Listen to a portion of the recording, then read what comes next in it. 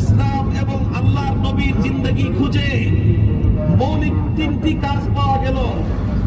একটা হলো দ্বীনের শিক্ষা, আরেকটাই তিন কাজের মাধ্যমে ইসলামকে পরিপূর্ণ করেছেন।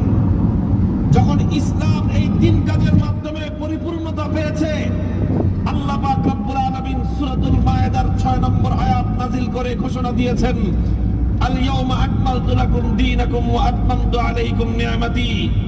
আমি আমার ইসলামকে পরিপূর্ণ করে দিলাম। আমি ইসলামকে কমপ্লিট কোড অফ লাইফ হিসেবে আমি মনোনীত করলাম। এবং আল্লাহ পাক এটাও ঘোষণা দিলেন, ওয়ামাই ইয়াত্তাকি গায়রাল ইসলামি দীনান ফালান ইউকবালা মিনহু। ইসলাম পরিপূর্ণ হয়ে গেল, সুতরাং এই ইসলাম বাদে অন্য কোন মতবাদ, অন্য কোন আদর্শ আল্লাহ রাব্বুল আলামিনের নিকট কোনদিনও গ্রহণযোগ্য হবে না। ইসলাম